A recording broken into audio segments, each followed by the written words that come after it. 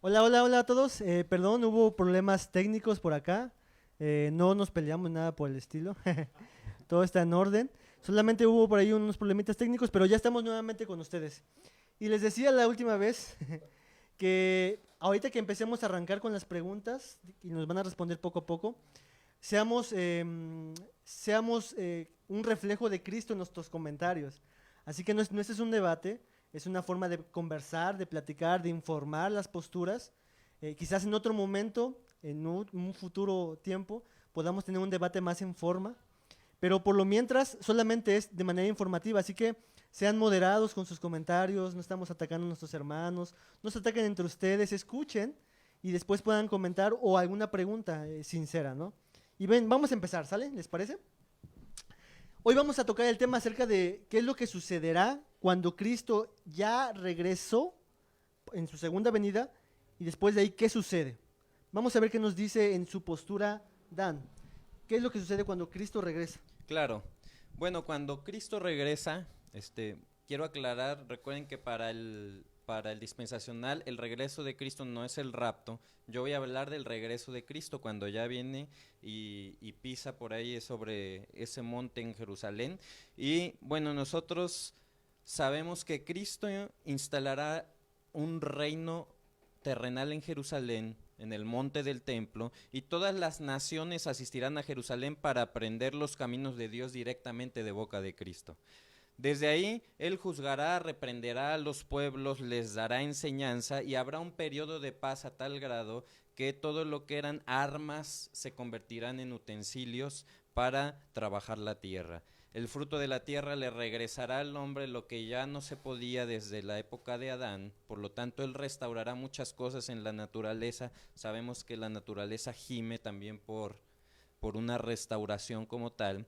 Y incluso ahí en la santa ciudad que será Jerusalén ya no será llamada más desamparada, sino ahora será cabeza de naciones, y gente de otras naciones incluso pedirán y suplicarán a judíos que los lleven para conocer al que está reinando en el trono, el Mesías. Todo esto tiene su sustento bíblico, lo pueden ver desde Isaías 2, 2 al 4, Isaías 62, Zacarías 8, 20 al 23. Y también sabemos que aquí se cumplirá la promesa que le fue dada a David, de que nunca faltaría en el trono un rey que se sentara, segunda de Samuel 7, 16 y 17, y sabemos que esto no se cumple con el rey Salomón, porque si no, no se hubiera prometido nuevamente en Jeremías 38 y 9, que se sentaría el Mesías. Habrá paz en aquellos tiempos, y esto incluso causará miedo a las naciones, Jeremías 33, 7 al 9. ¿Ok? Entonces, en ese periodo ya de 1000 años suceden todas estas cosas que tú nos acabas de decir, como una Correcto. paz por 1000 años. Dios está, bueno, Jesús está sentado en el trono y rigiendo a todas las naciones, ¿no?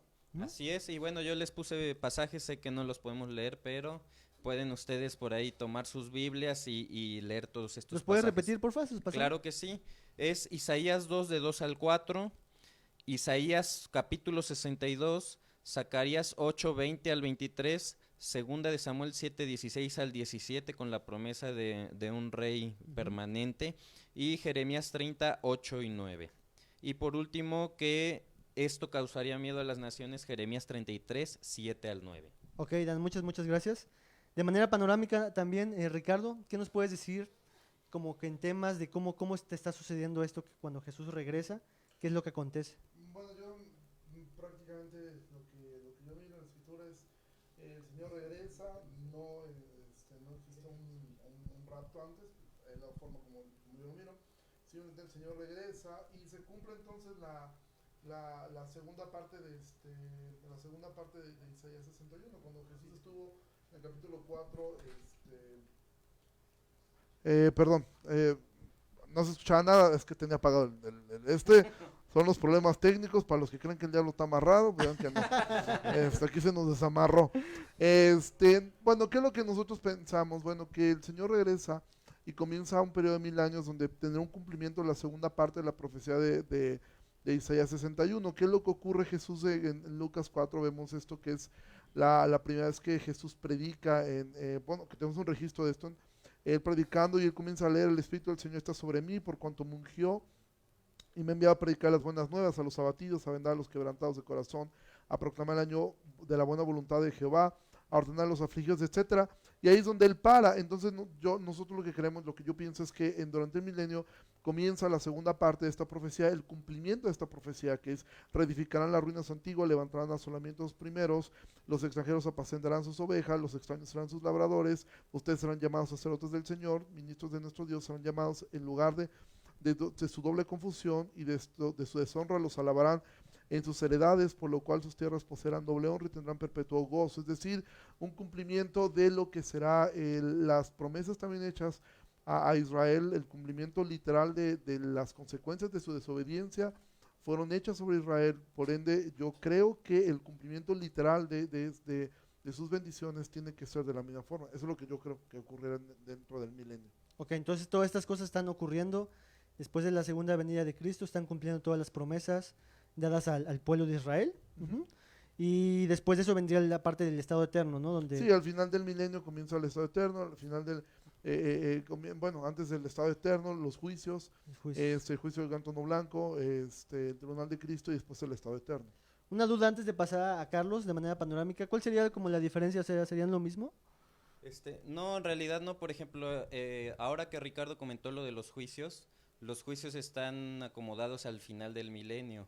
Y por ejemplo, el tribunal de Cristo para el creyente en la parte dispensacional, creemos que en el rapto, ahí es donde es probada toda obra del creyente, y entonces el tribunal de Cristo se lleva a cabo en el rapto. O sea, el rapto, se va a las nubes ahí con Cristo, y entonces viene esta parte del juicio. Y el gran juicio del trono blanco al final es para la humanidad no creyente, pero también hay un juicio antes de entrar al milenio, que es el juicio de las naciones de Mateo 24 y 25. Ok, los juicios. Eso vamos a tocarlo en un momentito más respecto de los juicios. Creo que ya había una diferencia. Sí. Tú tienes una resurrección previa también, claro, y un juicio previo, ¿no? Así antes es. De lo que decía. Ok, Carlos, desde tu posición, ¿qué es lo que sucede cuando Cristo regresa? Sí, bueno, voy a remitirme a 4 textos nada más que hablan específicamente sobre qué pasa después de que Cristo venga por segunda vez, ¿no? En Mateo capítulo 25, verso 31 en adelante, dice de la siguiente manera: cuando el Hijo del Hombre venga en su gloria y todos sus santos ángeles con él, entonces se sentará en su trono de gloria y serán reunidas delante de él todas las naciones, y apartará los unos de los otros, como aparta el pastor las ovejas de las cabras, y pondrá las ovejas a su derecha y a los cabritos a su izquierda. En el verso 34, Cristo dice lo siguiente: entonces el rey dirá a los de su derecha: venid, benditos de mi Padre, heredad del reino preparado para vosotros desde la fundación del mundo. Y en el verso 41 les dice a los reprobos o a las cabras: apartaos de mí, malditos, al fuego eterno preparado para el diablo y sus ángeles. En conclusión, el verso 46 dice de la siguiente manera: e irán estos al castigo eterno, hablando de las cabras, y los justos a la vida eterna. Es decir, cuando Cristo venga por segunda vez, juzgará a todos los seres humanos que han existido en un solo acontecimiento. Unos serán llevados al estado eterno en gloria, otros serán llevados al estado eterno en condenación. Otro texto sería Juan capítulo 14, donde Cristo está buscando consolar a sus apóstoles y por implicación a nosotros. Les dijo: no se turbe vuestro corazón, creéis en Dios, creed también en mí. En la casa de mi Padre muchas moradas hay, si así no fuera, yo se los hubiera dicho. Voy pues a preparar lugar para vosotros. Verso 3. Y si me fuere y os preparare lugar, vendré otra vez, ahí está el tema de la segunda venida, y os tomaré a mí mismo, para que donde yo estoy, en el contexto inmediato, la casa del Padre, vosotros también estéis. De manera que otra vez hay una armonía entre el capítulo 25 de Mateo, capítulo 14 de Juan, pero ya saliendo de la teología de Jesús, vamos a la teología de Pablo. Segunda Tesalonicenses, capítulo 1, dice de la siguiente manera, va a ser de forma breve, básicamente solo lo estoy leyendo. Capítulo 1, versículo 7. Y a vosotros que sois atribulados, daros reposo con nosotros cuando se manifieste el Señor Jesús desde el cielo con los ángeles de su poder. Hay un reposo para los que hemos creído, en llama de fuego para dar retribución a los que no conocieron a Dios ni obedecen al evangelio de nuestro Señor Jesucristo, los cuales sufrirán pena de eterna perdición. Ahí está otra vez el estado eterno en perdición, excluidos de la presencia del Señor y de la gloria de su poder, cuando venga en aquel día para ser glorificado en sus santos. En términos generales, Cristo viene por segunda vez, juzga a todos los seres humanos en su tribunal. Unos son llevados al estado eterno en gloria y consuelo con el Padre, y otros son llevados al estado eterno en perdición y tormento.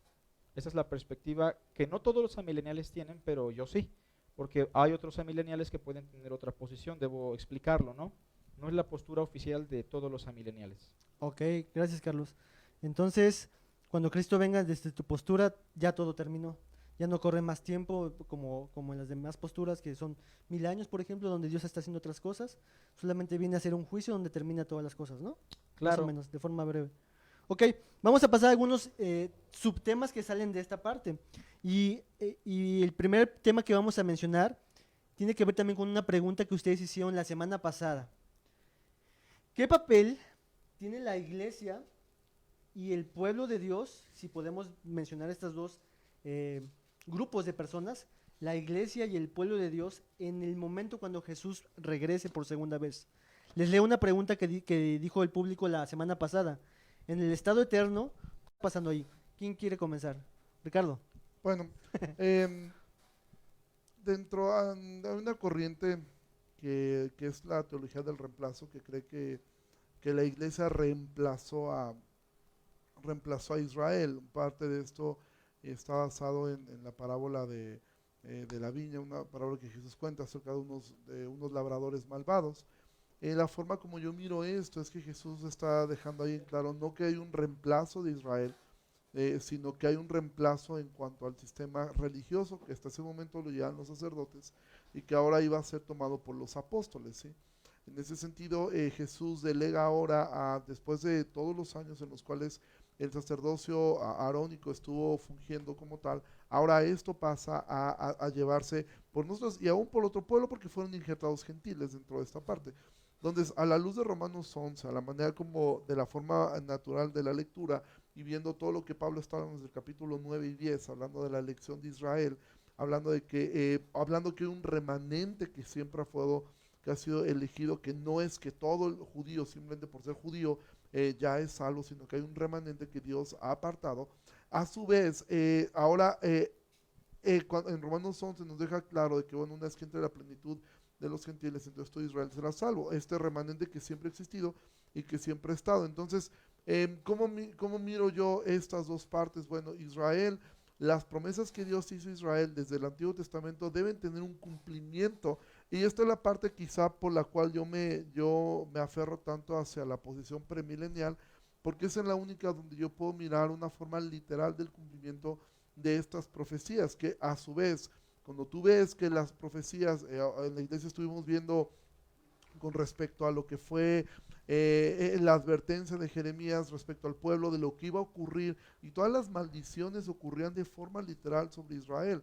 Por ende, simplemente haciendo un buen uso de un principio de una lectura de cómo lo entendían ellos, bueno, por ende, la restauración o las promesas de restauración a Israel deben tener un cumplimiento literal, y el único momento donde existe eso es en la época del milenio, donde pudiera ser posible existir eso. Entonces es lo que yo miro, o sea, que en el tiempo del milenio Dios terminará de cumplir las promesas que fueron hechas hacia Israel, y al mismo tiempo la iglesia estará en este tiempo del milenio. O sea, también nosotros, porque somos un solo pueblo, no es que existen dos pueblos, porque ese es uno de los argumentos más comunes que nosotros miramos, que es como que Dios tiene dos novias, su novia la judía y su novia la gentil.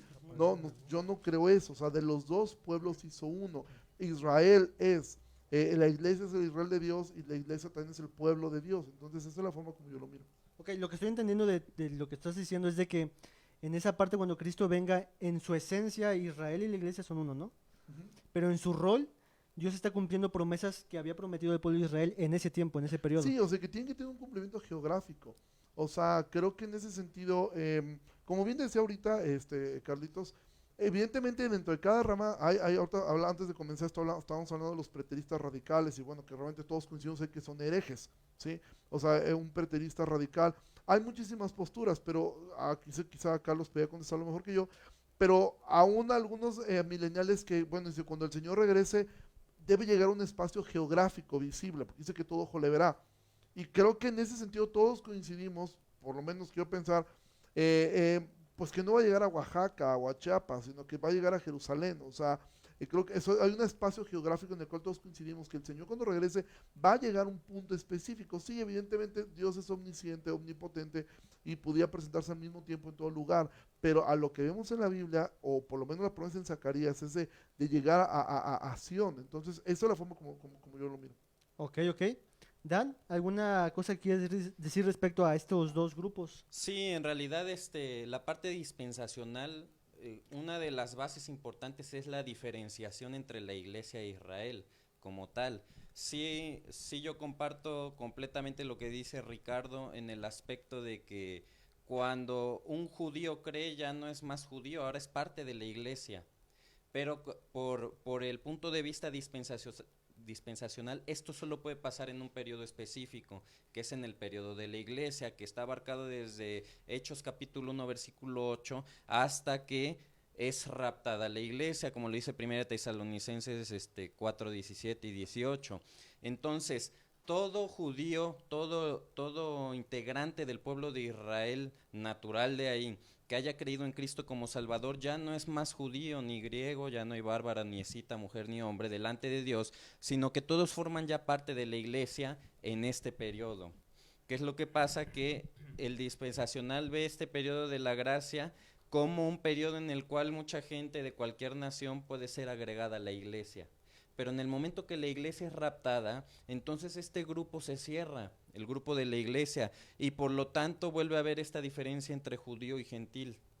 Okay. Y con esto me refiero a que entonces a ese Israel nacional que está ahí, que tiene un velo en sus ojos, llegará un momento en el que tendrán un reavivamiento como pueblo.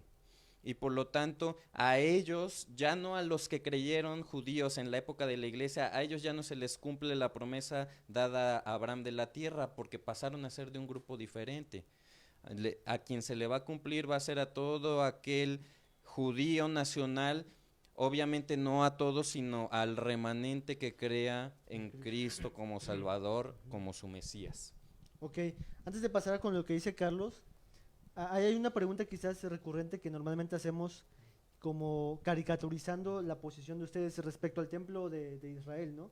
Cuando se ha construido, cuando pasen ese tiempo de la tribulación y venga Cristo, entonces hay un templo al cual, en cierta forma, como que Cristo llega a ese templo, se sienta en el trono. Bueno, no, en realidad lo que marca la postura es que antes de que Cristo venga a la tierra, los judíos en su ignorancia respecto a los tiempos, como dice Hebreos, Dios se reveló antes a través de los profetas, pero ahora a través del Hijo. En esa ignorancia de haber rechazado al Hijo, ellos van a creer que su forma de acercarse a Dios va a seguir siendo a través de un templo y con sacrificios, ¿no? Pero no significa que es algo que Dios quiere, significa que ellos siguen en ese error. Y pienso yo que aquí es importante, yo que lo mencionas, porque esto es parte de los mitos que hay sobre los premileniales.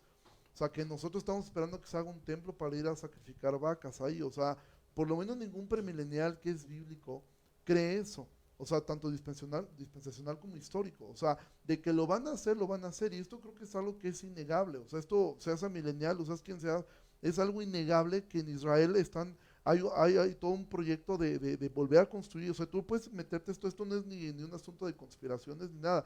Tú puedes meterte al internet y vas a ver que hay un grupo de judíos ortodoxos que es muy fuerte, que de hecho, si conoces un poquito de lo que es la política en Israel actualmente, o sea, a cada que hay elecciones, el grupo ortodoxo que es mantenido por el gobierno hasta el día de hoy, que es sostenido por el Estado israelita, ese es un grupo muy fuerte, o sea que ellos viven y tienen un peso político tremendo dentro de Israel, y ellos tienen un proyecto del templo, que es lo que los frena, bueno, que Jerusalén está actualmente dividida en 4, y donde está parte del templo, donde está el templo, o donde ellos lo quieren poner, pues está la mezquita de Omán, ¿no? Y pues nadie se quiere aventar este round, y de hecho, si tú revisas las promesas de campaña de prácticamente muchos de los, igual que en México, igual que en todo el mundo, existe la derecha y la izquierda en Israel.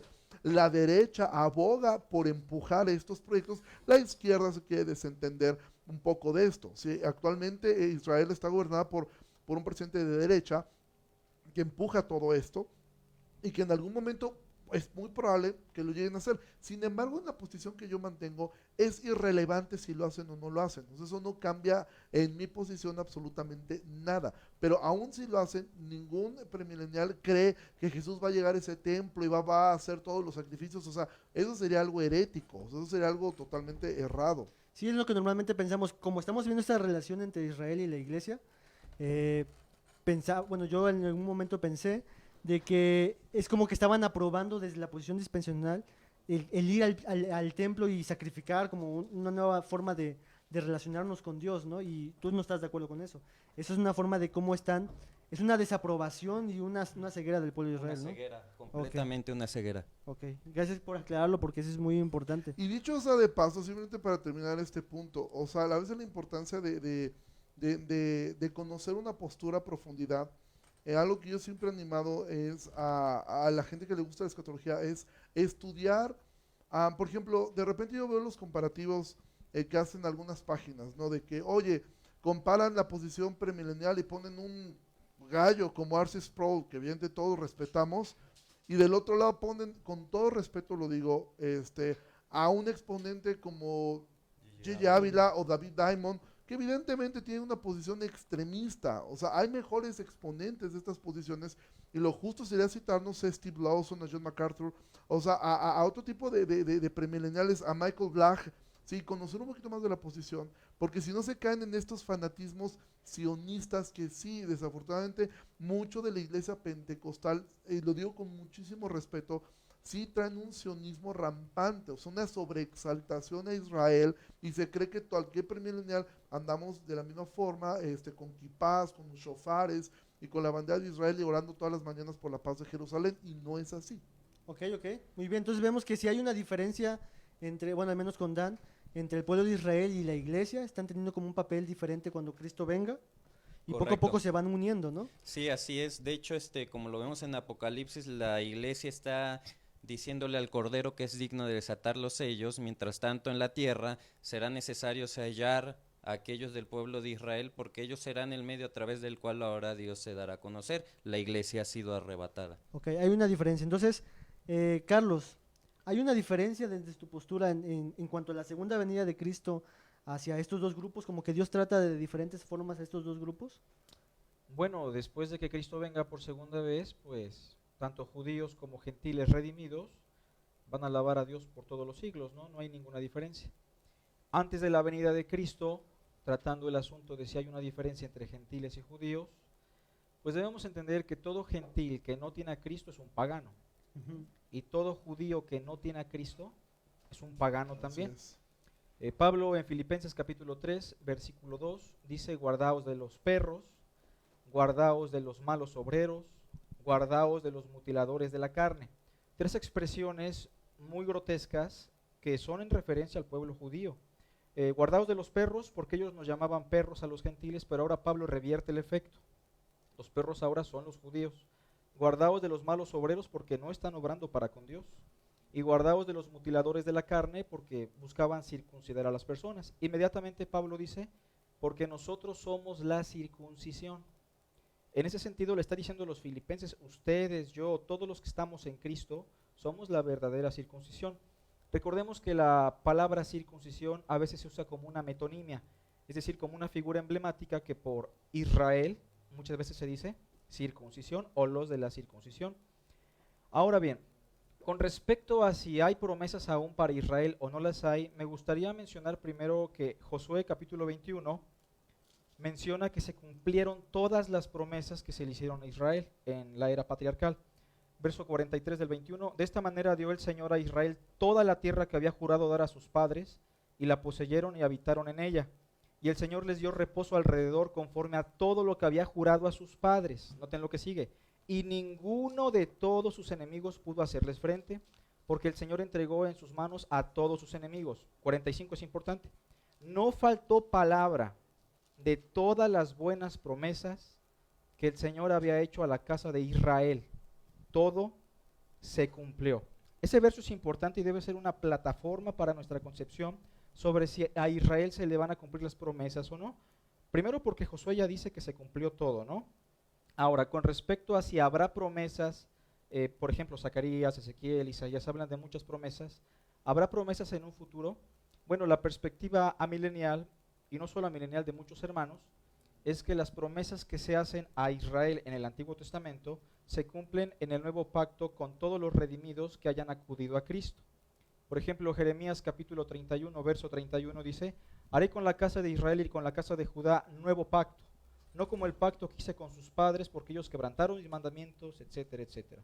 Se lo hace específicamente a la casa de Israel y a la casa de Judá, pero en el Nuevo Testamento, en Hebreos capítulo 9, el autor de los Hebreos cita ese pasaje de Jeremías 31 y dice que se cumple con los redimidos del nuevo pacto, judíos y gentiles. Lo pueden leer con calma, Jeremías capítulo 8, Hebreos 8, Hebreos 9. Y con respecto a si hay una división entre Israel y los gentiles, Efesios 2, verso 11 dice: por tanto, acordaos de que en otro tiempo vosotros, los gentiles, en cuanto a la carne, erais llamados sin circuncisión por la llamada circuncisión hecha con mano en la carne. En aquel tiempo estaban sin Cristo, alejados de la ciudadanía de Israel y ajenos a los pactos de la promesa, sin esperanza y sin Dios en el mundo.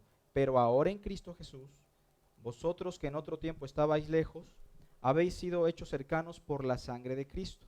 Porque Él es nuestra paz, que de ambos pueblos hizo uno. Vean, no hay dos pueblos, sino uno solo, judíos y gentiles redimidos.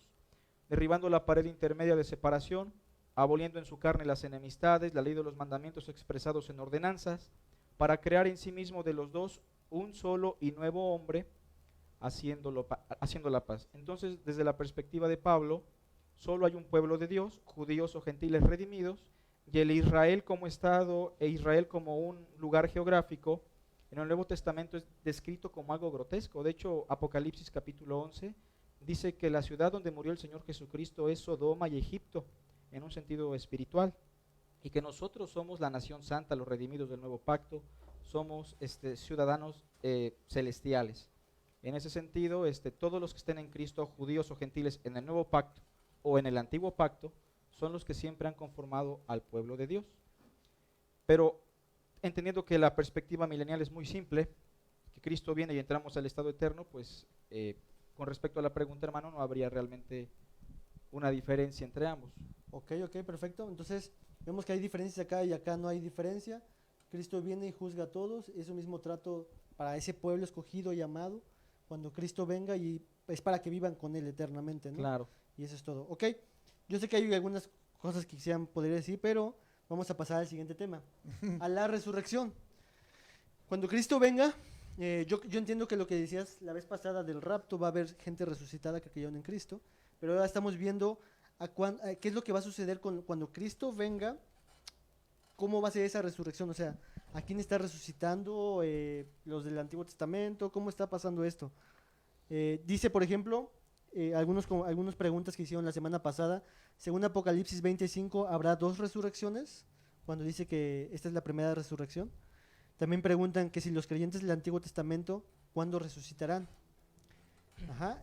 Vamos a empezar por Dan. Ok, bueno, voy a responder a la primera pregunta que me hiciste, que fue en Apocalipsis 20, ¿verdad? Uh-huh. Me habías comentado, perdón. 25. 25, lo voy a leer. Están hablando de que si va a haber dos resurrecciones, ¿verdad? Ajá. Ok, dice así 25, pero los otros muertos no volvieron a vivir hasta que se cumplieron 1000 años. Esta es la primera resurrección. Ok, si yo lo veo desde el punto de vista literario, como está escrito, si hablamos de primera resurrección, es porque hay segunda, ¿verdad? O sea, es algo implícito en una frase de este tipo. Ahora, la segunda resurrección va a ser lo que nosotros vemos en Apocalipsis 11 20 del 11 al 15 más adelante, que va a ser los que van a resucitar para ser juzgados y de ahí una muerte eterna, ¿ok? Ahora, para mí es muy importante que entendamos que hay tiempos de la resurrección. Por ahí creo que alguien más había preguntado en algún momento cómo se veía a la luz de Primera de Corintios capítulo 15, ¿verdad? La cuestión de la resurrección. Ajá. Y con esto yo quiero aclarar, porque muchas veces nos enfocamos nada más en una parte de Primera de Corintios. Dice así Primera de Corintios 15, 51. He aquí os digo un misterio. No todos dormiremos, pero todos seremos transformados en un momento, en un abrir y cerrar de ojos a la final trompeta. porque se tocará la trompeta y los muertos en Cristo serán resucitados incorruptibles y nosotros seremos transformados. Entonces, muchas veces para nosotros esto significa que solamente en un momento específico todos resucitarán y esa será la única resurrección de los salvos. Pero ahí mismo en el capítulo 15, si yo me regreso al versículo 20, dice así la palabra: mas ahora Cristo ha resucitado de los muertos, primicias de los que durmieron es hecho. Aquí ya hay un concepto de primicias, ¿ok? Porque por cuanto la muerte entró por un hombre, también por un hombre la resurrección de los muertos, porque así como en Adán todos mueren, también en Cristo todos serán vivificados, pero cada uno en su debido orden. Y aquí entendemos que hay un orden de resurrección, porque lo está diciendo la palabra. Cristo las primicias, o sea, de la resurrección, de la primera resurrección que habla Apocalipsis, Cristo es el primero. Después vemos que dice, luego los que son de Cristo en su venida, que es ahí donde yo puedo acomodar a la iglesia y a su rapto, y los muertos en Cristo resucitarán primero, luego los que vivimos seremos arrebatados juntamente con ellos. Este es un segundo tiempo de la primera resurrección, la que es para vida eterna. Dice también, luego el fin.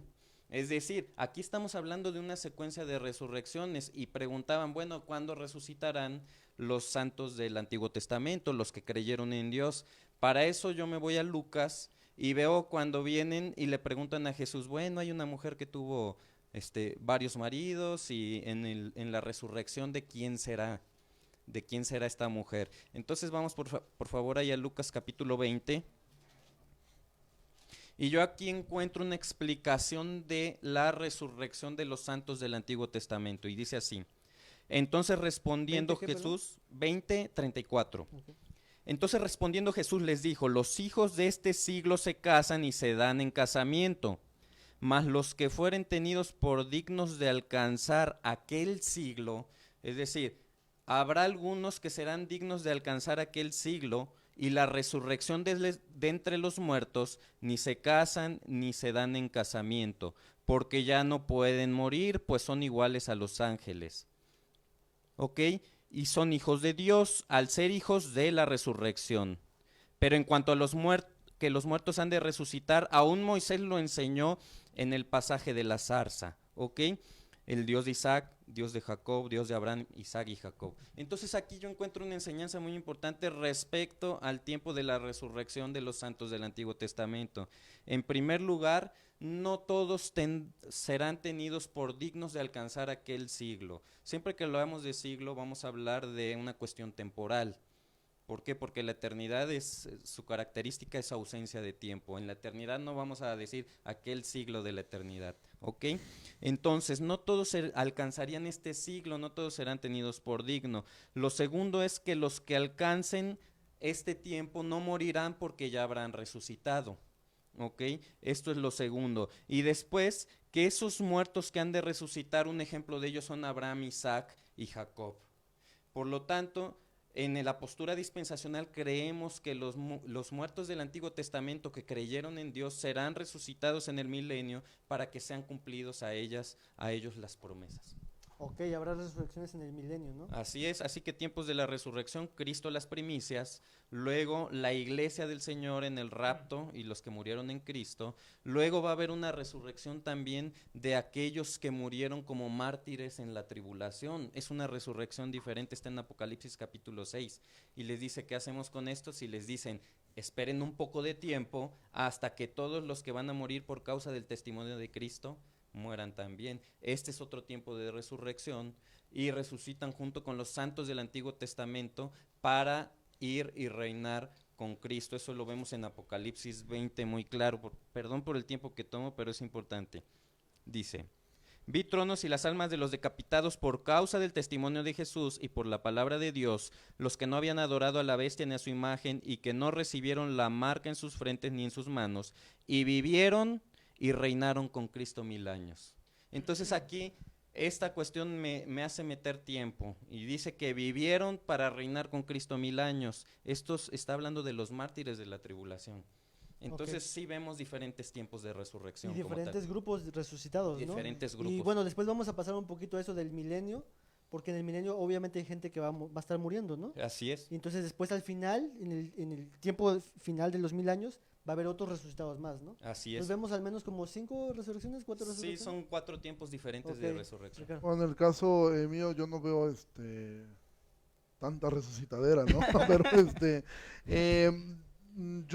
nosotros, lo que yo miro en Tesalonicenses, Pablo dice, por lo cual les decimos esto en palabra del Señor, que nosotros vivimos, que habremos quedado hasta la venida del Señor, no precederemos a los que durmieron, porque el Señor mismo con voz de mando, con voz de arcángel y con trompeta de Dios descenderá del cielo, y los muertos en Cristo resucitarán primero. Entonces, para mí, ver las dos resurrecciones, para mí la primera resurrección es la resurrección espiritual. El hombre estaba muerto en sus delitos y pecados, vuelve a vida al nuevo nacimiento, de la segunda resurrección, de la cual no todos, Pablo mismo dice, luego nosotros los que vivimos, los que hayamos quedado, seremos arrebatados juntamente con ellos en las nubes para recibir al Señor en la tierra, y allí estaremos siempre con el Señor. Entonces, yo miro que la primera resurrección se está refiriendo a la resurrección espiritual, de la cual todo creyente debe haber pasado, debe resucitar, de pasar de un estado de muerte espiritual a la vida. Y la segunda resurrección, para mí los muertos en Cristo incluye todos los santos, los que han creído en Cristo. Evidentemente ellos no creían en Jesús como nosotros lo vemos. Ellos creían en un Mesías que iba a venir. Desde la promesa de un Mesías está desde el capítulo 3 de Génesis, Dios dando esta promesa a Adán y a Eva. Esto fue creciendo, fue a lo largo de la historia, va siendo más claro para ellos, pero ellos tienen una esperanza respecto a un Salvador, a Cristo. Entonces todos los que murieron creyendo en este Evangelio, porque al final del día ellos creyeron en el Evangelio, en el Antiguo Testamento, de un Mesías que iba a venir. Nosotros creemos en un Mesías que vino y que evidentemente regresará nuevamente por nosotros, pero en el sistema, como yo lo miro, es más sencillo. Son únicamente dos resurrecciones, y aquí tengo que ser honesto, o sea, sí me enfrento a un problema con respecto a la parte del milenio. Sí, pero bueno, eso ya lo tratamos de resolver Sí, al te iba a final. decir esa pregunta, o sea, ya entendí la parte de cómo lo ves tú, la primera resurrección, a diferencia de Dan que lo ve literal, en un momento específico, tú lo ves de manera espiritual, como dice Efesios 2, no estábamos muertos, y la segunda resurrección es cuando Él venga en su regreso y resucita a todos los que creyeron en Él, tanto en el Antiguo Testamento como en el Nuevo, ¿no? Pero en el milenio, como le pregunté a Dan, Por ejemplo, yo en el milenio no estoy seguro que haya muerte. O sea, la Biblia deja claro que en ese tiempo de milenio vivirán mucho tiempo, ¿sí? Por ejemplo, una de las preguntas más comunes que he visto que muchas personas han hecho es que nosotros que creemos en el milenio, ¿cómo es que creemos que pueden convivir No te cuerpos vayas a glorificados? adelantar esa Bueno, no me parte, ¿no? adelanto, al rato la contesto.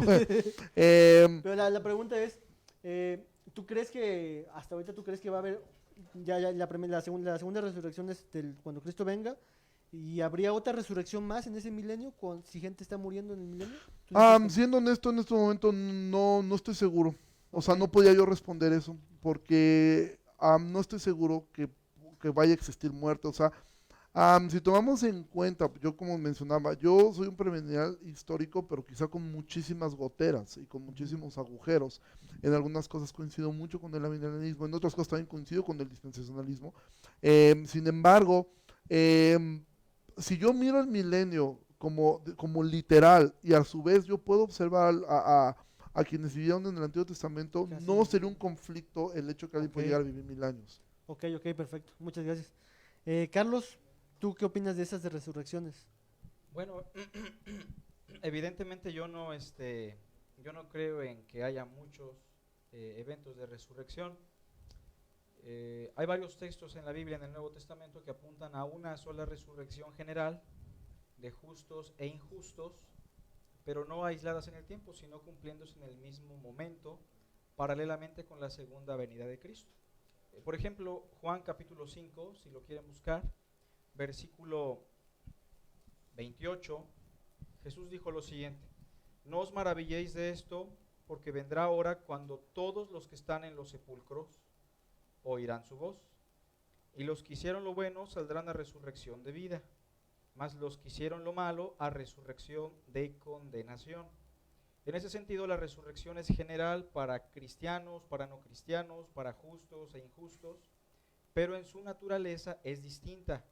Es decir, para los que son de Cristo es una resurrección para vida, una resurrección que trasciende en glorificación del cuerpo, pero para los inconversos y reprobos es una resurrección que simplemente los conduce a su estado de perdición perpetua, ¿no?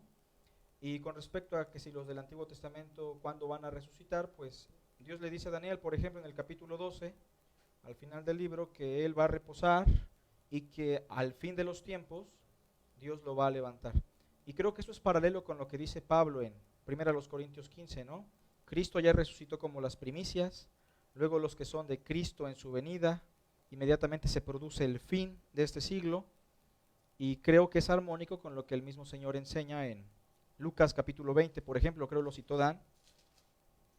Lucas 20, le cuestionan a Cristo sobre la resurrección, y en el verso 34, entonces respondiendo Jesús les dijo: los hijos de este siglo se casan y se dan en casamiento. La palabra siglo es la palabra griega aion, que apunta a una era. Por el contexto del Nuevo Testamento es el presente siglo malo, una era que se caracteriza por la maldad, por el pecado, por la corrupción. Así que en este siglo nos casamos y nos damos en casamiento. Existe la muerte, existe la corrupción. Verso 35. Mas los que fueren tenidos por dignos de alcanzar aquel siglo, hablando del siglo venidero, que en el contexto del Nuevo Testamento es un estado glorioso, incorruptible, perfecto y eterno, mas los que fueren tenidos por dignos de alcanzar aquel siglo y la resurrección de entre los muertos, ni se casan, ni se dan en casamiento, porque no pueden ya más morir, pues son iguales a los ángeles y son hijos de Dios al ser hijos de resurrección. En ese sentido, la resurrección de los muertos se efectúa de manera general cuando Cristo venga por segunda vez.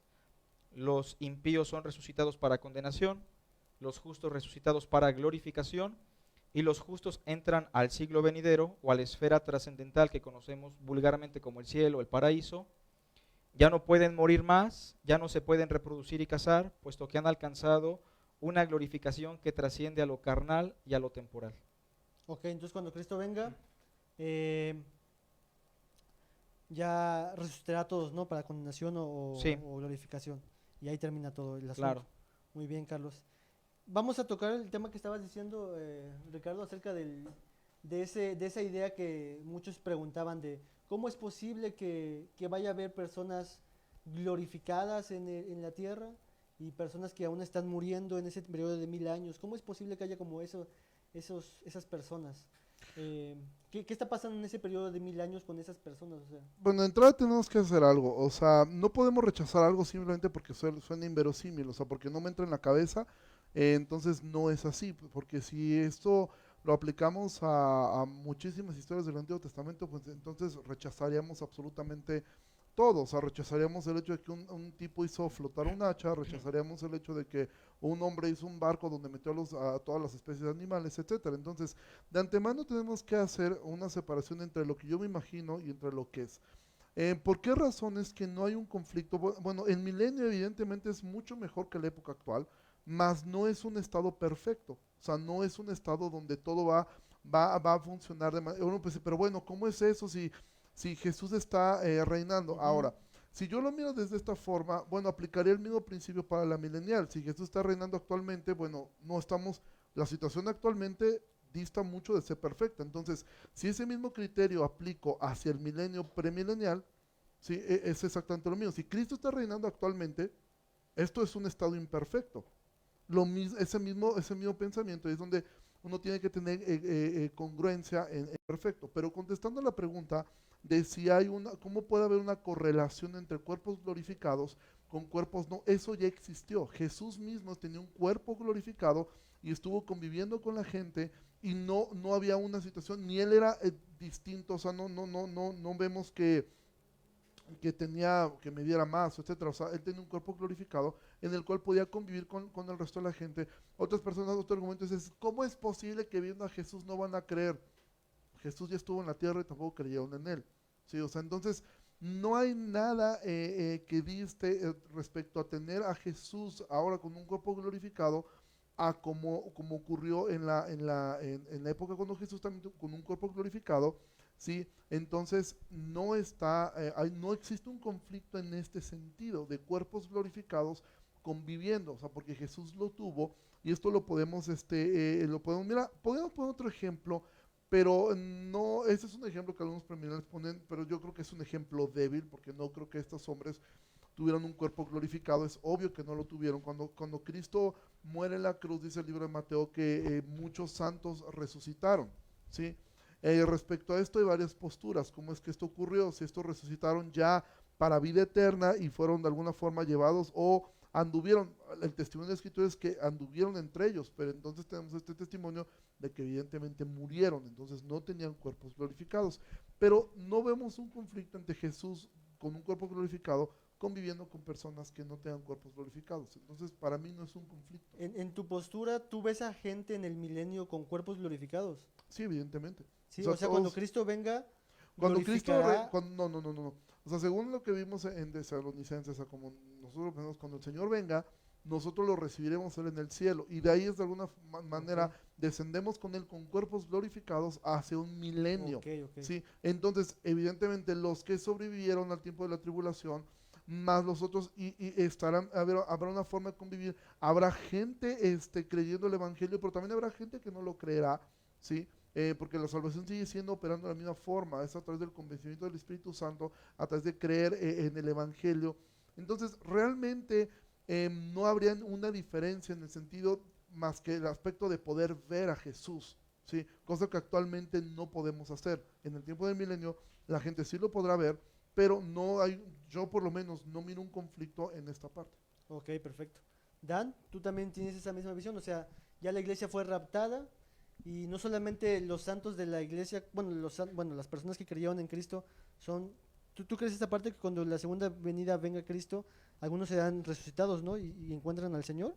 No, en realidad ya se efectuó la primera resurrección antes de la tribulación y Cristo ahora viene con sus santos. Okay. Ahora, ¿quiénes son los que resucitan en ese tiempo cuando Cristo viene? Los mártires de la tribulación. Ok, y esos serán también glorificados en ese momento. También serán Ok, glorificados. entonces tenemos a dos grupos, los creyentes en Cristo, la iglesia, y ahí los mártires de la gran tribulación. Ahora están esos dos cuerpos glorificados. ¿Y cómo es eso desde tu postura? Sí, pues es prácticamente una convivencia. Incluso se dan algunas definiciones de lo que hará ahí mismo en Apocalipsis 20 y se dice que se ven tronos sobre los cuales se sientan los que recibieron facultad de juzgar. Para mí esta es la iglesia. Y también dice que incluso las almas de los decapitados dice que viven y reinan con Cristo 1000 años. O sea, esto es una frase natural que para el dispensacional, si me dice que los mártires resucitarán y reinarán 1000 años con Cristo, mi significado natural es eso. Yo no puedo irme hacia otra parte donde se me explica algo diferente si no hay un nexo claro con eso, ¿no? Ok, entonces tú estás de acuerdo con Ricardo en ese sentido, ¿no? Correcto, sí. O sea, es posible desde su postura de que haya cuerpos glorificados y gente todavía que algunos desde la postura de Ricardo posiblemente no mueran, desde tu postura sí van a morir, pero está esa convivencia, ¿no? Entiendo que de tu postura obviamente tú no ves ese periodo de 1000 años. Claro, ¿no? Pero ¿por qué tú no ves eso mismo que están viendo ellos? Bueno, primero porque debemos recordar, hermanos, que nuestra máxima autoridad es la Biblia, ¿no? Pero no solamente eso significa que el ser una autoridad implica que el texto va a decir lo que aparenta decir. Hay dos preguntas que debemos hacernos. ¿Qué dice la Biblia con respecto al tema? Y la segunda, ¿qué quiso decir la Biblia cuando lo dijo? Pablo en la primera de los Corintios, capítulo 4, verso 6, dijo: pero esto, hermanos, lo he presentado como ejemplo en mí y en Apolos por amor de vosotros, para que en nosotros aprendáis a no pensar más de lo que está escrito. No sea que por causa de uno os envanezcáis los unos contra los otros, ¿no? Y yo personalmente, con todo respeto, creo que Jesús fue muy claro con respecto a su segunda venida y qué pasaría después de su segunda venida. Creo que Mateo 25 pone de relieve muy sencillo que cuando Cristo venga, unos son llevados al reino eterno y otros son llevados a la condenación eterna. Eso no se puede refutar, porque eso lo dijo Jesús y está ahí en Mateo 25. Eso sí crea un problema para el premilenialismo, sea histórico o dispensacional. Otra cosa, Pablo en 1 Corintios 15, cuando dijo que en su venida Cristo va a resucitar a los que están en él, luego el fin, cuando haya suprimido toda autoridad, toda potestad, etcétera, etcétera, porque es necesario que Él esté reinando hasta que todos sus enemigos sean puestos por estrado de sus pies, y el postrer enemigo que será vencido es la muerte.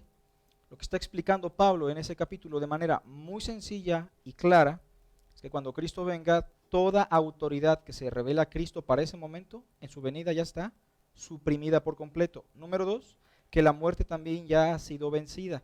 Entonces, si decimos que va a haber un milenio terrenal, que se van a revelar las naciones al final de ese milenio, que Satanás también se va a revelar al final, ya estamos negando la premisa de Pablo, que dice que ya están suprimidos todos los enemigos. Número 2, si decimos que incluso va a haber muerte en ese periodo, Pablo dijo que el postrer enemigo ya ha sido vencido, la muerte, en la segunda venida con la resurrección de entre los muertos.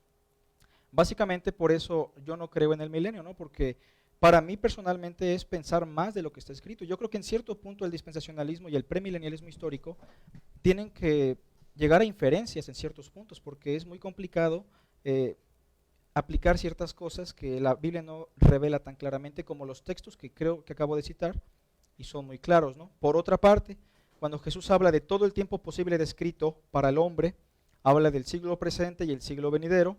El punto de división es la resurrección entre los muertos, y cuando habla del siglo venidero dice que ya no pueden morir más, ya no se pueden casar, por cuanto son hijos de resurrección iguales a los ángeles. No da pie a la inclusión de inconversos con un cuerpo natural, aunque como dice Ricardo, ¿no? Si Dios lo quisiera lo pudiera hacer, porque eso ya ocurrió. Pero básicamente esa sería la tesis fundamental del amilenialismo, o al menos mi tesis, del por qué no aceptamos esa idea del milenio. Ok, algunas cosas que dijiste las vamos a preguntar. De hecho, creo que la mayoría de las preguntas tienen que ver mucho con ustedes, porque ven un periodo después de la segunda venida de Cristo, y hay muchas preguntas que han hecho respecto a ese punto. Lo que Carlos dijo fue de que nada más Cristo viene y no es posible que pueda haber todavía un tiempo donde personas estén conviviendo en esta forma, ¿no? Sí, o sea, hermano, muy sencillo, lo voy a plantear así. Si Cristo hubiera dicho, en la casa de mi Padre muchas moradas hay, cuando regrese vamos a estar 1000 años aquí y después me los llevo para allá, pues sería muy sencillo. Pero el amilenialismo precisamente se rota en algo muy simple, muy sencillo, porque cuando Cristo venga nos lleva a la casa del Padre, y fuera de eso, si yo le agrego algo, sería pensar más de lo que está escrito. Desde mi punto de vista, aunque debo admitir que hay hermanos superdotados y que tienen una postura distinta a la mía, ¿no? Ok, voy a la siguiente pregunta. Gracias, Carlos, mucho gusto. Bienvenido. Muy dotado. La segunda pregunta voy a unir las dos porque tienen la relación. Vamos a hablar acerca de la muerte. ¿Cuándo acabará la muerte? Pero la muerte también es presentada como un enemigo de Dios que se da derrotado. Entonces vamos a hablar que cuándo acabará desde su punto de vista la muerte, cuándo serán derrotados todos los enemigos de Dios, porque conforme a algunos textos da a entender que cuando eso suceda ya todo acabó, ¿no? Entonces estamos en ese periodo de 1000 años. ¿Quién comenta? Bueno, en ese periodo de 1000 años, y hablábamos de 1 Corintios capítulo 15, y bueno, por ahí Carlitos comentó que Cristo ya había puesto a sus enemigos por el estrado de sus pies, por debajo de sus pies, y que también ya el postrer enemigo, que es la muerte, ya había sido derrotado. Bueno, cuando Él regrese por segunda vez eso se cumple. Cuando él regrese por Sí. segunda vez. Sí, Ok. le puse cuando regrese por segunda vez. Ah, ok, entonces en ese aspecto, pues nosotros seguimos esperando que sus enemigos sean puestos por estrado de sus pies, o sea, en realidad todavía no sucede esto, ¿no? Ujú. ¿Por qué? Porque la acción inmediata va a ser que el postrer enemigo sea destruido, la muerte. Y yo lo veo prácticamente bien descrito en Apocalipsis capítulo 20, ya al final, dice así la palabra de Dios, que, versículo 14, y la muerte y el Hades fueron lanzados al lago de fuego. Esta es la muerte segunda, y el que no se halló inscrito en el libro de la vida fue lanzado al lago de fuego. Entonces, en un aspecto total de vencer a la muerte, para toda la humanidad, para cualquiera, este es el momento específico, cuando Cristo termina su reinado de 1000 años y entonces viene el juicio del gran trono blanco, donde es lanzado el Hades y la muerte, ¿ok? Pero para el creyente, la muerte ya ha sido vencida por Cristo. Para el creyente en Cristo Jesús de la época de la iglesia, y ya no muere más a partir de que es resucitado en el arrebatamiento. Sí, ya cuando ya descienden ya ellos no pueden morir, ¿no? ¿A eso te Claro, refieres? pero para mí sigue muriendo la humanidad aún ese en el periodo de reino 1000 milenial. años. Sí. Ok. Sí, porque dice que en Isaías capítulo 65 que el niño morirá de 100 años y el pecador de 100 años dice que será maldito. O sea, la palabra muerte en ese reino milenial para mí es algo muy claro. Está sucediendo muertes en ese milenio entonces. Y hasta que termine ese milenio es y cuando Dios venza por fin, por así decir, a la muerte y ponga a ese enemigo final, ahí empezaríamos con el estado Y eterno. es que, por ¿no? ejemplo, aquí lo interesante es que realmente si tú lo miras de esta forma, tanto el amilenial y el premilenial creen lo mismo, simplemente que uno lo ve de forma simbólica, porque evidentemente el amilenial cree que existe la muerte dentro del milenio. O sea, por ejemplo, el Sí, amilenial claro. mira que esto estamos viviendo el milenio y evidentemente hay Estamos muerte muriendo, sí. y estamos muriendo. Entonces, a lo que voy es, si tú aplicas este mismo criterio al milenio premilenial, pues entonces el criterio podría ser, mira, evidentemente lo que dice Carlos es donde cambia las implicaciones que esto pudiera tener, que eso es lo que va a hacer, y sobre todo lo que va cambiando es la forma de lo cual se desprende esto, del uso de la hermenéutica. Ahora, cuando hablamos de hermenéutica, sí es un asunto que evidentemente todos debemos estudiar y que es muy importante, que la Totalmente. falta de estudio de la hermenéutica es lo que ha llevado a un caos completo. Sin embargo, tenemos que ser honestos y decir que existen varias escuelas de hermenéutica. Ujú. Sí, siempre las han Sí. existido. O sea, en el medievo la forma de la hermenéutica era completamente de alegorizar. Actualmente nosotros la vemos mal, esa forma, pero esa era la forma como se hacía la hermenéutica, alegorizando. Actualmente muchas iglesias, sobre todo el corte pentecostal, siguen ocupando esa forma de, yo lo miro y creo, y en eso creo que coincidimos todos, que es una mala hermenéutica. Sí, o sea, en ese sentido creo que alegorizar es una mala hermenéutica. Entonces, si tú miras la forma como fue escrita la palabra de Dios, o sea, la palabra de Dios fue escrita en un lenguaje llano, en un lenguaje sencillo, o sea, realmente era una forma, a nosotros se nos complica mucho porque no somos judíos o gentiles del primer siglo o de los siglos. Para nosotros, obviamente, ese lapso de tiempo nos complica entender ciertos modismos, ciertos hebraísmos, ciertas expresiones, entender la poesía judía, etcétera. Sin embargo, la forma de escritura era una forma llana, era una forma sencilla para entender los conceptos. Entonces, pienso yo que si nosotros podemos mirar que en el milenio, desde el punto de vista milenial, existe muerte, puede existir también de la misma forma en el milenio premilenial. Pero aquí sí, donde también yo creo que se enfrenta un problema el amilenialismo al decir, ok, Dios va a poner a todos sus enemigos, porque finalmente el Salmo capítulo 2 es un salmo que es una promesa dada hacia Jesús. Pídeme y te daré por herencia a las naciones, los confines de la tierra. ¿Sí? Y que Dios va a poner a sus enemigos por debajo de sus pies. El cumplimiento de eso es hasta el final del milenio, ¿sí? Cuando Satanás se ha arrojado al lago de fuego y cuando la muerte sea vencida. Entonces, no podemos decir que actualmente todos los enemigos de Jesús están ya sujetos y bajo sus pies. ¿Por qué razón? Yo en lo personal que sigo teniendo un conflicto en cuestión de cómo es que el diablo está atado, ¿sí? O esa atadura, cómo fue hecha, que actualmente pues sigue habiendo una actividad demoníaca. Aquí podemos quizá entrar en otra diferencia si creemos que existen personas poseídas por demonios o no. Porque cuando una persona era arrojada al abismo, si tú recuerdas la historia del joven, del hombre, del endemoniado Gadareno, Ujú. los demonios le piden a Jesús que no los arroje al abismo, porque ellos entendían que ser arrojado al abismo es estar en cadenas y no poder hacer nada. Esa es la razón por la cual le ruegan que no. Judas nos habla de otros espíritus que están ahí encadenados. Es decir, cuando la Biblia habla de que los espíritus son puestos en cadenas, es que están inhabilitados, no es que están parcialmente habilitados.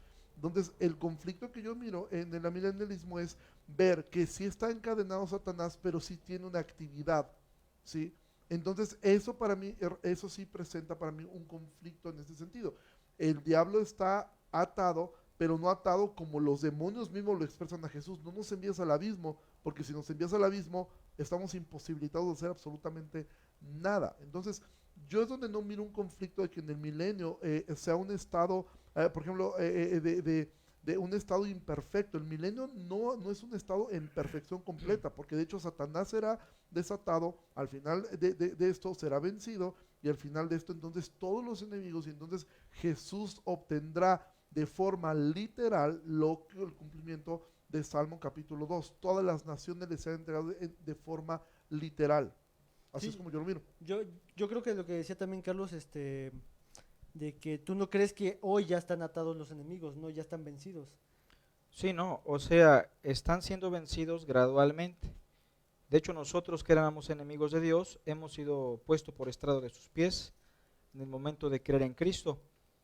Pero la Biblia en Corintios 15 es muy clara que cuando Cristo venga, en ese momento todos sus enemigos serán puestos por estrado de sus pies. Y sin que se nos escape el último, ¿no? La muerte, dice, y el postrer enemigo que será vencido es la muerte. Entonces, en ese contexto de 1 Corintios 15, la segunda venida y la subyugación de todos los enemigos del Cristo se dan en ese momento, incluso la muerte, ¿no? Por eso yo decía que la tesis es esa. Cristo viene por segunda vez, todos son subyugados, y de hecho el texto dice, porque es preciso que Él esté reinando. La Reina Valera traduce que Él reine, pero hay Biblias, traducciones más claras que dicen, porque es preciso que Él esté reinando hasta que todos sus enemigos sean puestos por estrado de sus pies. Esa es la idea básicamente que está presentando Pablo. Y en las parábolas era lo mismo, ¿no? Dice que cuando el dueño de la viña regrese después de mucho tiempo, ¿qué hará? Pues los va a destruir sin misericordia. Por eso digo que es muy simplista la idea milenial. Básicamente ese sería el esquema, ¿no? Es muy simple. Sí, de hecho sí, las preguntas van dirigidas casi a Yo ellos, quisiera ¿no? hablar más, pero Lo mismo, está sí. muy sencilla. Es lo bueno que los millennials tienen dudas. Ok, entonces creo que la mayoría de que nos están viendo algunas diferencias y que al menos Ricardo y Dan ven que la muerte y Satanás y el pecado será vencido totalmente al final de ese periodo, ¿no? De esos 1000 años, totalmente. Y bueno, decir esto, digo, antes de continuar, Ujú. que yo creo que esto ha sido muy enriquecedor. Yo he escuchado gente que ha dado testimonio de lo que les ha servido este tiempo. Y yo sé que uno de ellos me decía, ¿sabes qué? Yo acabo con dolor de cabeza, es demasiada información dada en un momento a otro, de 3 posturas, y de hecho nos falta una cuarta. Sí. Apenas conocí, supe que la hermana Becky que entrevisté el viernes, ella ha estado de repente viendo, y está viendo esto, le mandamos un saludo. Ella es postmilenial junto con su esposo, y dije, ok, está increíble que hubiera estaría estado bien. su esposo aquí también. Y de hecho hay otra cuarta postura, y dentro de cada postura Hay hay variantes. Sí. variantes Claro. infinitas. Si de hecho, si aquí hubiera otro milenial, quizás dirían, bueno, yo no lo veo así, otro dispensacional diría, yo no lo veo así, bueno, y un premilenial a mí me saca, me excomulga de su movimiento. Pero creo que esto es bueno también para que la gente pueda mirar cómo poder estudiar y que a mí no se sorprenda, porque hay gente que escucha, ¿cómo que no creen en el rapto? Y piensan que es una herejía. No, no es una herejía, o sea, no es una herejía esto. Entonces creo que es un buen tiempo también esto que puede llevar a mucha gente a estudiar esto. Sí, sin duda, esa es la intención de que ustedes puedan ser despertados. Yo al menos, yo crecí escuchando el dispensacionalismo y yo pensé que esa era la única postura, ¿no? Pero cuando Dios me permitió ver otras posturas, dije, esto es un mundo. Y a veces resulta ser muy frustrante porque siempre queremos tener la respuesta a todas las cosas. Pero Dios incluso en estas cosas, en los detalles, nos humilla para decir, tú no tienes todas las respuestas. Yo soy, tienes que venir a mí. Ok, ¿algo que decir? Sí, incluso yo creo que esos dolores de cabeza que causan es porque esto es un método de estudio, o sea, Ujú. uno empieza a estudiar escatología en Génesis y a lo largo de todo tu estudio bíblico es como llegas a las conclusiones de los tiempos finales, ¿no? Pero si tú leíste por ahí algún librito o en tu tiempo de creyente solo leíste el Nuevo Testamento, entonces muchas cosas no toman sentido. Es necesario haber escudriñado toda la escritura, Sin duda. toda la palabra de Dios. Sin duda, sin duda. Claro. Vamos a avanzar a otro tema que yo sé que Carlos, pues ya más o menos ha dicho todo eso, ¿no? Pero vamos a ver acerca de los juicios. Ya vimos que Dan cree en 5 resurrecciones, Ricardo cree en una, en realidad, física. Y los juicios, ¿en qué momento serán ese juicio? Porque Mateo, por ejemplo, lo que nos decía Carlos, presenta esa idea de que cuando el Hijo del Hombre venga en su gloria, entonces todos serán resucitados y después hará un juicio final, por así decir, en donde separará las ovejas y las cabritas. Y parece dar a entender la idea como decía de Carlos, ¿no? De ahí termina todo. Entonces, ¿ustedes qué miran? ¿Ustedes dos qué miran? Sí, en respecto a los realidad, juicios? por ejemplo, la cuestión de resucitar cuando llegamos a Mateo 25 no es algo que tú veas resucitará a las naciones, dice reunirá a las naciones como tal. Entonces, en el punto de vista dispensacional, lo conocemos como el juicio de las naciones. Y el objeto de ese juicio es lo que nos hace determinar qué significa, ¿no? Y cuando nosotros, recordando lo que ya leyó Carlitos, las naciones son reunidas para ser apartados unos de otros. Y eso para muchos es el juicio del gran trono blanco, ¿no? Pero para el punto de vista dispensacional es terminando la tribulación, Perdón, perdón, antes de que avancemos, el juicio del gran trono blanco tú lo pones como el último juicio. Como el último juicio Ok, de donde antes de ese juicio, tú estás diciendo algo antes. este juicio de las naciones que Ok. está en Mateo, Ok. que será para separar a los que ayudaron a uno de estos pequeños de los que no ayudaron a uno de estos pequeños. Si se dan cuenta, el objeto de juicio va a ser la cuestión si ayudaron o no. No se habla nunca de un libro de la vida y sí, efectivamente, al final se dice que unos irán, pero yo me centro en esta palabra que dice irán al castigo eterno y otros irán a la vida eterna. Y aquí entra doctrina de la salvación. ¿En qué momento soy salvo? ¿En qué momento obtengo mi vida eterna? ¿Es un evento futuro o es algo que ya tengo? Porque la palabra dice, el que tiene al Hijo tiene la vida, el que no tiene al Hijo no tiene la vida, y está hablando de vida eterna. Entonces, ¿qué es lo que pasa? Que en ese juicio de las naciones, quien decidió ayudar a Israel por las características que vemos en Apocalipsis, que prácticamente las naciones se juntarán para guerrear contra Israel, no puede ser más que un movimiento del Espíritu Santo en alguien que creyó verdaderamente en Cristo Jesús y desde entonces goza de la vida eterna como tal.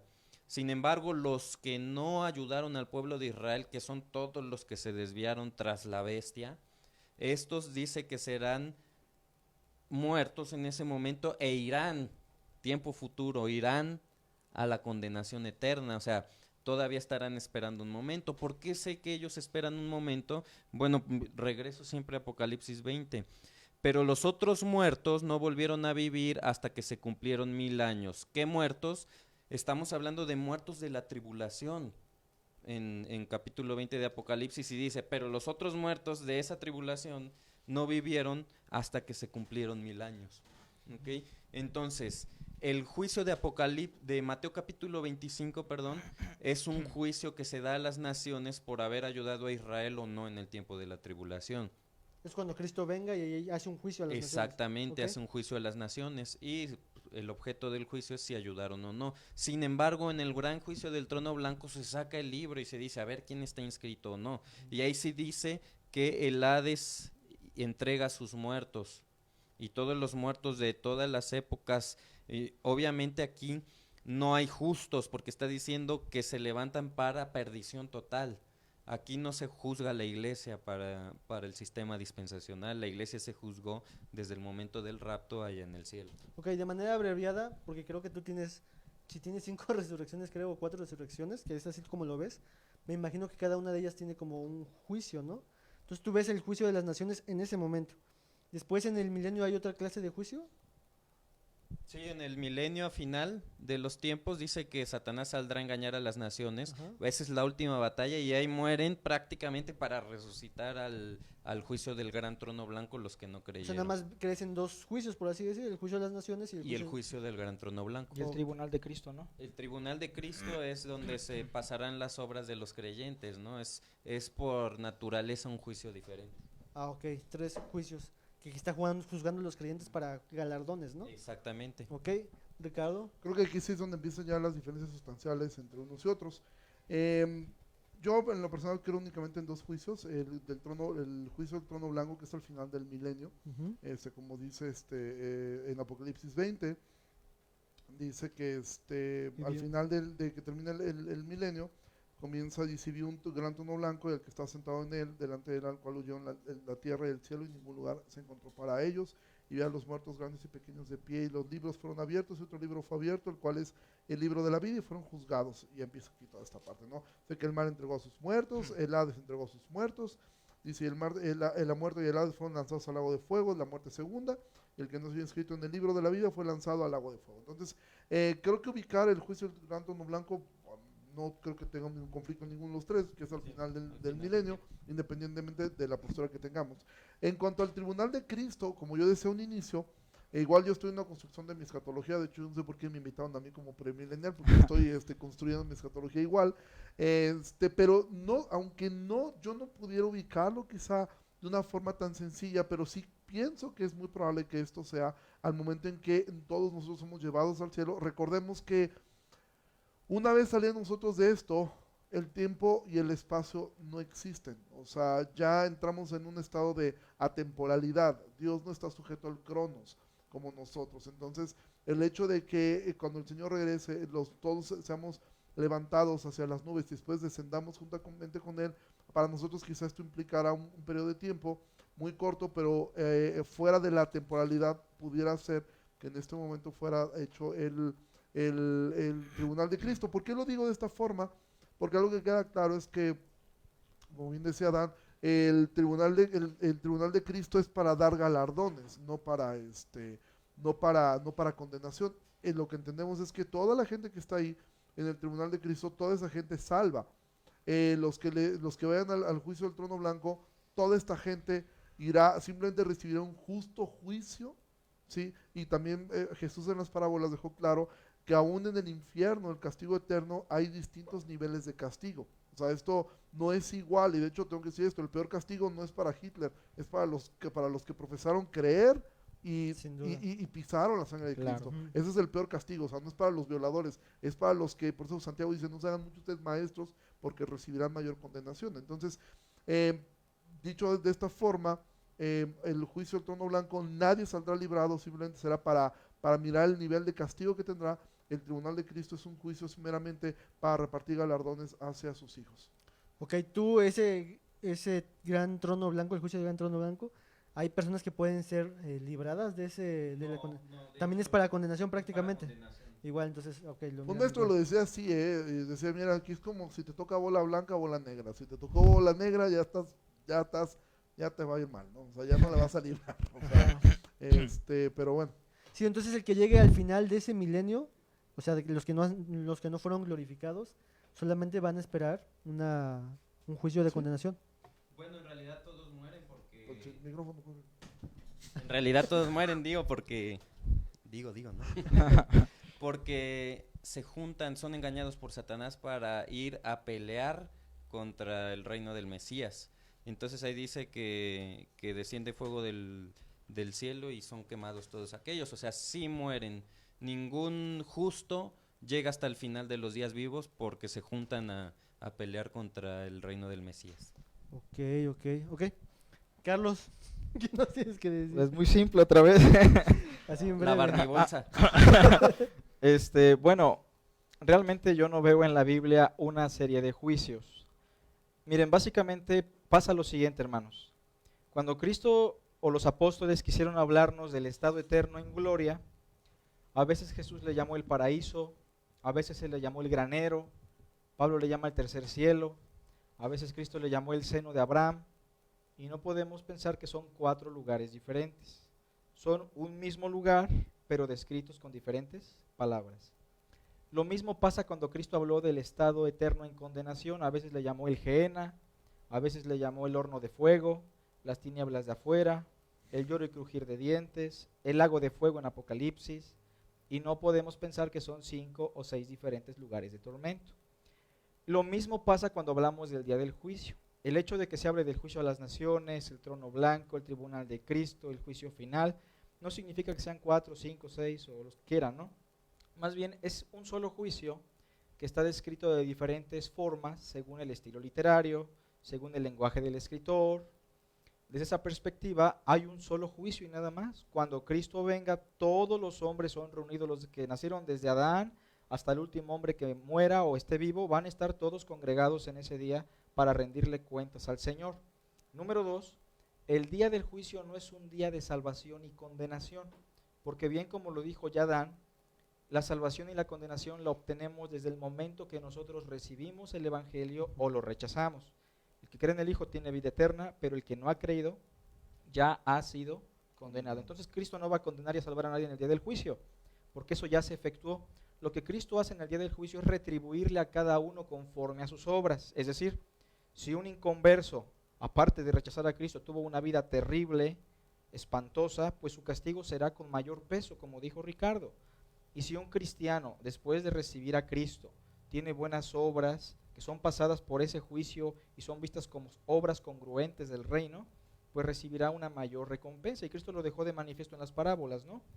Ahora, en la segunda de Pedro capítulo 3, me gustaría terminar con eso.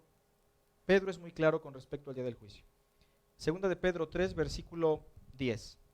Pero el día del Señor, no olvidemos esa frase, el día del Señor vendrá como ladrón en la noche, Debemos estar todos de acuerdo que el día del Señor es la segunda venida. Yo sé que en algunos sistemas se piensa que el día del Señor es un periodo de tiempo, pero vamos a ver que no en este contexto. Pero el día del Señor vendrá como ladrón en la noche, en el cual los cielos pasarán con gran estruendo, y los elementos ardiendo serán deshechos, y la tierra y las obras que en ellas serán quemadas. Ahora, cuando dice que el Señor venga en ese día, se dice que los elementos ardiendo serán deshechos. En aquellos días los elementos solamente se reducían a 4, ¿no?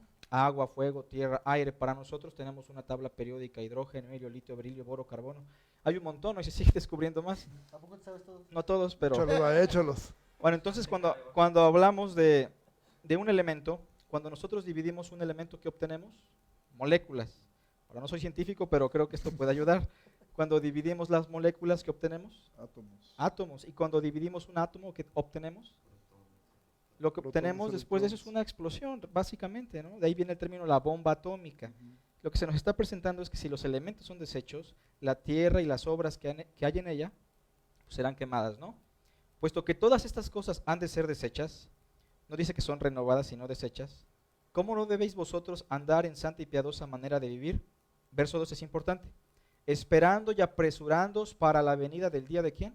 De Dios. Día del Señor, la venida del día de Dios. ¿Se dan cuenta? Dos frases distintas, pero que aluden al mismo evento, en el cual los cielos encendiéndose serán deshechos y los elementos siendo quemados se fundirán. Pero también, si notan, hermanos, el verso 7, que no lo leí hace rato, pero los cielos y la tierra que existen ahora están reservados por la misma palabra, guardados para el fuego en el día del juicio. Entonces noten que día del juicio, día del Señor, el día de la venida de Dios, son tres términos distintos, pero que apuntan al mismo evento. ¿Qué pasa en ese momento? Los hombres son juzgados conforme a sus obras, reciben un mayor peso de recompensa, de condenación, y la tierra es deshecha. Ok, para poner como una ilustración en mi mente, es como, bueno, obviamente es como si Jesús estuviera ahí sentado en su trono, por así decir, y estuviera un inconverso parado ante él y lo juzga, y después un creyente y lo juzga, para retribución a las cosas que está A haciendo, sus ¿no? obras, claro. Así va pasando, ¿no? Las cosas. Sí, pues la explicación más clara sería tal vez Mateo 25, ¿no? Ujú, Un poquito más. exactamente. Ok, estamos llegando a la última pregunta, bueno, casi unas últimas preguntas, y estamos en esa etapa de cielos nuevos y tierra nueva. ¿Cómo ustedes miran esa expresión? ¿A qué se refiere esas cosas? O sea, Dios va a crear. Ahí es donde convergemos. Ahí es donde ya estamos poco a poco Ninguno. convergiendo, poco a poco, creo. Entonces, ¿qué son esos cielos nuevos y tierras nuevas que la Biblia dice en Apocalipsis 21? Y vi un cielo nuevo y una tierra nueva. Y viene toda esa parte de ese consuelo a esas personas, ¿no? ¿Ok? Sí, en realidad ya ese es el estado eterno. El nuevo cielo y la nueva tierra, como lo dice, tal cual, pues es algo nuevo, ¿no? Y es donde Dios ya viene, instaura, no podemos decir instaurar porque ya es un estado eterno, o sea, es ese momento en el que ya no hay más trato con una humanidad en un espacio físico, sino que ahora ya pasamos a una trascendencia total con el Señor Jesucristo para siempre a su lado y gozando de su presencia. Ok, igual. De la misma forma, o sea, no. Yo creo que piensas algo similar, ¿no? Cielos y tierra nueva es como el estado final ya. Claro, el estado eterno es un sinónimo en términos antropomórficos de lo que sería la casa del Padre, el cielo, el paraíso, el seno de Abraham. Eso, ¿no? Un estado eterno en gloria, solamente descrito en un lenguaje apocalíptico. Y Juan así lo coloca en el capítulo 21 de Apocalipsis, ¿no? Un lugar glorioso, hermoso, eterno, donde no hay muerte, donde no hay maldición. Esa es la idea, ¿no?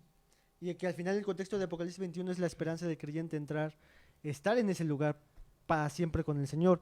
Y de esta forma hacemos como un embudo donde convergemos en esta última parte de porque ese es el fin de la escatología. El fin de la escatología presenta que estaremos con el Señor para siempre. Y ya estamos terminando esta tercera sesión. Y esta última parte, vieron que nos une, esta es una de las cosas que nos une como escatología, pero también el Evangelio. Yo quisiera que ustedes puedan decir a la iglesia, a las personas que nos ven, ¿qué es el Evangelio? Porque el Evangelio no solamente son las buenas noticias, sino es un Evangelio que es escatológico, Claro. que nos habla de que hay un infierno, que hay un cielo, que hay un Señor que va a dominar por completo los tiempos finales. Entonces, ¿qué es el Evangelio? ¿Alguien quiere decir algo? Sí, el evangelio es, como tú lo dijiste, la buena noticia, pero esa buena noticia incluye muchos elementos. Primero, la predestinación de Dios desde antes de la fundación del mundo para salvarnos. Este es el elemento más importante de la salvación. Porque a través de esa predestinación Él decidió mandar a su Hijo Jesucristo para morir en nuestro lugar, y entonces eso que definió desde antes, ahora ejecutarlo a través del Hijo, y entonces muriendo en una cruz efectuó Cristo, vivió el juicio de Dios, y ahora lo que nosotros merecíamos, Él lo hizo por nosotros en esa cruz, y el Espíritu Santo ahora viene, nos convence de pecado, justicia y juicio, pero eso apunta siempre a la eternidad, que Dios desde antes de la fundación ya había decidido eso. Y entonces, como lo decidió desde antes, ahora que somos salvos esperamos que estemos para siempre con Él. Ya tenemos vida eterna a partir de ahora, algo que no podemos perder porque es prácticamente obra completa de Dios, y entonces estaremos para siempre con Él porque es lo que nos ha prometido al final de los tiempos. Amén, amén. ¿Algo quieren decir No, respecto al Evangelio, bueno, siempre en la iglesia lo he explicado con 6 partes y que responde a 3 preguntas. ¿Quién es Dios? Dios es soberano, Dios es santo. ¿Quién es el hombre? El hombre es pecador y merece el infierno. ¿Y quién es Jesús? Nuestra única esperanza, y el arrepentimiento es lo que da una evidencia de esta salvación. Apuntando al primer punto, dice en Daniel, Nabucodonosor, hablando de la soberanía divina, dice: todos los habitantes son considerados como nada, Él hace según su voluntad en el ejército del cielo, en los habitantes de la tierra no hay quien detenga su mano y le diga ¿qué haces? Y para mí es tan hermoso este texto de la soberanía divina que dice que todos los habitantes somos como nada, pero Dios decidió en su voluntad hacernos coherederos con Él, hacernos hijos, habernos adoptado, y Él hace según su voluntad en el cielo. ¿Y cuál fue su voluntad con nosotros? Salvarnos. Su voluntad fue enviar a su Hijo Jesucristo a morir por nosotros, siendo que nosotros éramos considerados como nada, y nada hay que detenga su mano, y nadie va a poder decirle a Dios ¿qué haces? Porque si Dios decidió salvarnos, él lo va a terminar, como dice Judas, la obra que Él comenzó en nosotros, que dice que Él es poderoso para presentarnos sin mancha y sin caída. Entonces el Evangelio es esta mala noticia de que estamos separados de Dios, pero la buena noticia de que Cristo vino a vivir la vida perfecta que yo no podía, y al final del día la escatología me lleva a entender que la escatología exalta a Cristo en el punto más alto de su reino, cuando venza al mal completamente, y nosotros estaremos con Él para siempre, siendo consolados, animados, amados por toda la eternidad. Amén, amén. Ese es el final de la escatología. Al final les presenta a un Cristo glorioso, a hombres pecadores salvados por un Dios grandioso, poderoso, que ningún enemigo se va a resistir ante Él, y que si somos sus enemigos, Dios nos vencerá al final del día y seremos derrotados y seremos condenados en el infierno eternamente. Así que, amigo que nos escuchas, que nos ves, ven a Cristo Jesús, conócele quién es Cristo Jesús en su palabra y acude a Él para salvación de tu vida y disfrute de la presencia de Dios en nuestro corazón. Carlos, ¿algo que quieras cerrar respecto a estas cosas que estamos viendo? Bueno, darle gracias a Dios, ¿no? Que todos estamos en un mutuo acuerdo en el Evangelio y por eso somos hermanos. Ricardo, Dan y yo tenemos posturas escatológicas distintas, pero nos une la sangre de Cristo y eso es lo más importante. Gracias a Dios que la salvación no es por cómo creamos los acontecimientos finales, porque si no, el único que se salva soy yo. Estarían perdidos ustedes 3. Estaríamos condenados varios, ¿no? Pero bueno, en lo que sí estamos muy de acuerdo es que Dios me envió a su Hijo hace 2000 años aproximadamente a Jerusalén, un lugar que existe, está registrado en la historia de la humanidad, y lo envió precisamente para inaugurar su reino. El primer mensaje de Jesús fue el reino. Él dijo: el tiempo se ha cumplido, el reino de Dios se ha acercado, arrepiéntanse y crean en estas buenas nuevas. También le dijo a sus discípulos: y será predicado este evangelio del reino a todas las naciones en todo el mundo, y entonces vendrá el fin. De manera que el reino, otra vez, aunque es un tema escatológico, es un tema medular dentro del evangelio. Es un reino de gracia al cual accedemos por medio de la fe únicamente en Cristo. Es un reino por el cual Cristo tuvo que morir en la cruz, llevar una vida de humillación en calidad de hombre, resucitar de entre los muertos al tercer día, y que esa salvación está siendo manifestada a todos los hombres por gracia. De manera que yo quiero animar a la audiencia, ¿no? Que si alguien tiene conflicto con la escatología, está bien. Dios nos reveló y podemos llegar a la verdad con oración, con mucha humildad, pero primariamente debemos conocer el evangelio de Jesucristo, las doctrinas que realmente pueden afectar o determinar nuestra eternidad. Posteriormente yo les animo a que examinen la palabra. Cualquier postura es respetable, pero la palabra es nuestra única autoridad. Y bueno, sé que es el último programa. Darle gracias a Dios por las vidas de todos, hermanos, por el pastor Ricardo, por el maestro Dan, por Israel y por todos los hermanos de producción y todos los que hacen posible estos programas, porque créanme que esto llegó hasta Puebla, Teciutlán, y ha sido de mucha bendición, y yo le doy gracias a Dios por sus vidas, porque a pesar de las diferencias, nos une Jesucristo. Amén. Y de forma panorámica hemos presentado de esta forma en estas 3 sesiones, muy resumida, muy panorámica, estas diferencias, y la invitación es para ustedes, para que puedan ser como esos bereanos, escudriñar la Biblia, beberse, comer la Biblia, la Escritura, y conocer a este Dios que ha prometido todas estas cosas escatológicas, de que Él regresará y de que estaremos con Él para siempre. Así que vamos a despedirnos con una oración. Dan, ¿nos puedes acompañar? Claro que sí. Gracias te damos, Padre, porque la salvación es tuya, y como está en tu mano, Señor, nosotros hemos sido objeto de ella, Señor, y te agradecemos, porque si estuviera en nuestras propias manos no lo alcanzaríamos, Señor.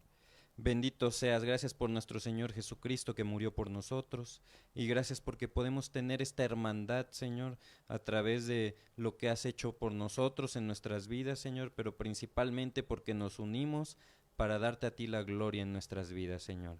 Bendice a todos mis hermanos que vieron estos programas, Señor, ayúdales. Tú despierta en ellos, Señor, esa sed de tu palabra, que ellos puedan acercarse a ella, amarla, escudriñarla, ir hasta lo más profundo, porque son las palabras de nuestro amado, Señor, porque son las palabras que nos has dejado para acercarnos a ti, y es la voz que tenemos para vivir nuestras vidas de una manera piadosa, obedeciéndote y dándote las gracias en todo. Gracias porque a través de ella nos has revelado la salvación, Señor, y te agradecemos todo esto, Señor. Bendice a cada uno de los que estuvimos aquí, a Israel en su casa, Señor, a Carlos en su iglesia, en su casa, Señor, a Ricardo, a mi familia también, y que siempre podamos ser gente que esté apegada a las verdades de la palabra, Señor, y que siempre enseñemos de una manera correcta y atendiendo, Señor, siempre a lo que tú has dejado como doctrinas básicas. Gracias te damos, Señor. Bendice a todos los que estuvieron aquí con nosotros, Señor, a la gente de producción, Señor, a Greta que nos acompañó también en este lugar, Señor, a los que nos han facilitado muchas cosas. Tú bendíceles, bendice a mis hermanos y llévanos con bien a nuestros hogares. Ponemos en tus manos a nuestras iglesias locales. Sí. Señor, tú bendíceles y te pedimos también que pronto nos dejes reunirnos, Señor. Amén. Tú sabes que es un anhelo de nuestros corazones y también sabemos que es la manera correcta en la que tú nos has dejado para darte a ti la gloria y reunirnos aquellos que hemos creído en ti como Salvador. Gracias por este día, Padre. Bendito seas. En el nombre de tu Hijo amado, Cristo Jesús. Amén. Amén. Amén. Pues muchas gracias a todos ustedes por su esfuerzo y trabajo arduo para todo esto. Gracias. Y no, de verdad, bueno, también agradecerte mucho, Carlos, por ese tiempo. Gracias. Creo a que Dios. Hemos sido bendecidos. Dios te ha dado una sabiduría de verdad excepcional. Yo siempre lo he dicho, he dado testimonio acerca de ti. Dios te ha bendecido mucho en ese sentido y eres una bendición para esa ciudad, y de verdad fue un gusto. Esperemos que no sea la última vez que hagamos algo juntos. Claro. Y también decir, bueno, tú tienes un seminario, de verdad, es un seminario excelente de gente en Jalapa que, digo, si hay gente que quiere viajar, estaría increíble, pero nada más quisiera que tú pudieras hacer, ahorita yo sé que está cerrado también por la pandemia, pero ¿dónde es? ¿Cómo pueden inscribirse? Claro, bueno, las inscripciones son gratuitas, vamos por módulos. Nosotros la cobramos, ¿eh? Okay. Sí, si no te gusta. Si alguien no inició desde el principio, se acopla al módulo que estamos y cuando termine regresa a los que le faltaron. Ahorita estamos por ahí en Insurgentes impartiendo el seminario, pero por causas de la pandemia pues estamos inactivos, ¿no? Hicimos una página en Facebook del seminario y en su momento vamos a, yo creo, mandar el link por aquí. Y quienes gusten ir, pueden ir, es de cualquier denominación, ahí somos ecuménicos. Llegan bautistas, presbiterianos, pentecostales, van de la IBEG y gracias a Dios tenemos muy buena armonía. Ahí todos discrepamos a veces, pero tenemos una muy bonita relación y lo que nos gusta es aprender, ¿no? Están invitados, hermanos, para el seminario y gracias por todo su amor, su apoyo y por recibirme aquí. Que Dios les bendiga. Pues nos vemos a todos, gracias medios, chicos de medios, y nos vemos hasta la próxima. Dios les bendiga. Bye.